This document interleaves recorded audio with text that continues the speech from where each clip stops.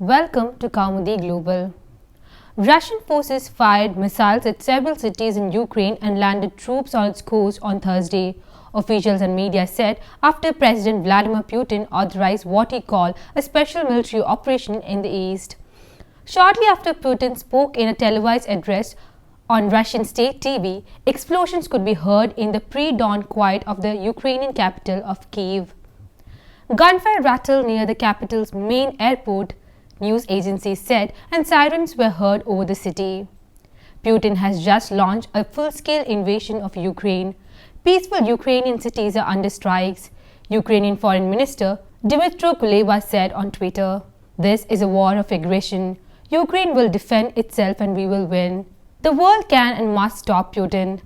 The time to act is now. US President Joe Biden, reacting to an invasion the United States had been predicting for weeks, said his prayers were with the people of Ukraine as they suffer an unprovoked and unjustified attack while promising tough sanctions in response. I will be meeting with the leaders of the G7 and the United States, and our allies and partners will be imposing severe sanctions on Russia, Biden said in a statement. Russia has demanded an end to NATO's eastward expansion, and Putin repeated his position that Ukrainian membership of the US-led Atlantic Military Alliance was unacceptable. He said he had authorized military action after Russia had been left with no choice but to defend itself against what he said were threats emanating from a modern Ukraine, a democratic state of 44 million people. Russia cannot feel safe, develop and exist with a constant threat emanating from the territory of modern Ukraine, Putin said. All responsibility for bloodshed will be on the conscience of the ruling regime in Ukraine. The full scope of the Russian military operation was not immediately clear, but Putin said, "Our plan did not include the occupation of Ukrainian territories. We're not going to impose anything by force." Speaking as the UN Security Council held an emergency meeting in New York, Putin said he had ordered Russian forces to protect the people and appealed to the Ukrainian military to lay down their arms. Ukrainian President Volodymyr Zelensky said Russia had carried out missile strikes on Ukrainian infrastructure and border guards and that explosions had been heard in many cities. An official also reported non-stop cyber attacks. Zelensky said that martial law had been declared and that they had spoken by telephone to Biden. Reservists were called upon on Wednesday.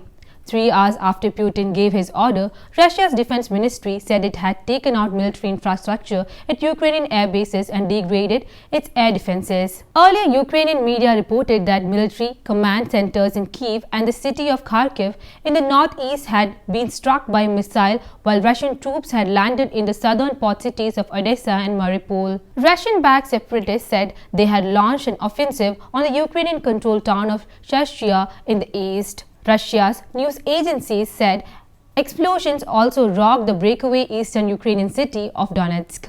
Hours earlier, the separatists issued a plea to Moscow for help to stop alleged Ukrainian aggression, claims the United States dismissed as Russian propaganda. Global stocks and US bond yields dived while the dollar and gold rocketed higher after Putin's address. Brent oil surged past $100 per barrel for the first time since 2014. Russia has launched an attack on Ukraine, perhaps igniting a European war over Russia's demand for a stop of NATO's eastward expansion. Russian forces fired missiles at several cities in Ukraine and landed troops on its coast on Thursday, officials and media said after Vladimir Putin authorized what he called a special military operation in the east. The General Staff of the Ukrainian Armed Forces have claimed to have shot down 5 Russian aircraft and a helicopter, media reports said on Thursday. However, the Russian military has denied the claims, the TASS news agency reported. Message from the General Staff of the Armed Forces of Ukraine: 5 planes and a helicopter of the aggressors were shot down in the area of the armed forces today. Leaders from a number of countries, including the UK, US, Canada and European unions, have condemned Russia's military operations in the Donbas region. Russian President Vladimir Putin warned other countries that any attempt to interfere with the Russian action would lead to consequences. I'm Neha, and in this video we will discuss the possible reasons why Russia declared war on Ukraine. While tensions between Russia and Ukraine, a former Soviet republic, have existed for some time, they began to spiral out of control in early 2021. Ukrainian President Volodymyr Zelensky pushed US President Joe Biden to allow Ukraine to join NATO in January of last year. This infuriated Russia, which began sending soldiers near the Ukrainian border for training exercises in the spring of last year and boosted the number in the fall. By December, the US had begun to hype the deployment of Russian troops, and Vice President Joe Biden had threatened Russia with heavy punishment if it attacked Ukraine.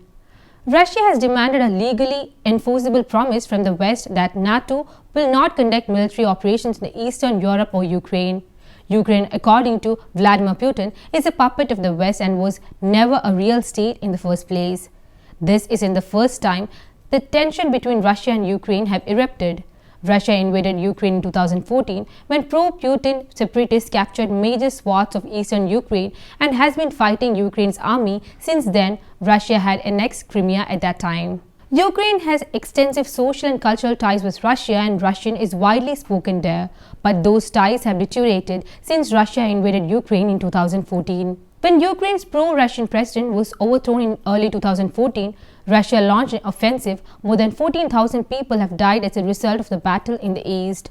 The Minsk peace agreement was signed by Russia and Ukraine to end the armed conflict in the East Ukraine, including the Donbas region. However, as the violence continues, Russia has said it will send peacekeepers to the region. Moscow is using it as a cover to occupy sovereign land, according to the West. The rising tension between Russia and Ukraine, which shares a border with the European Union, has ramifications for the European Union. That is why the EU has joined the US in announcing penalties against Russian firms, the majority of which are NATO signatories. Only a few weeks ago, French President Emmanuel Macron traveled to Moscow to meet the Russian President Vladimir Putin in an effort to de-escalate tensions. India has advocated for a diplomatic solution to the present Russian-Ukraine conflict.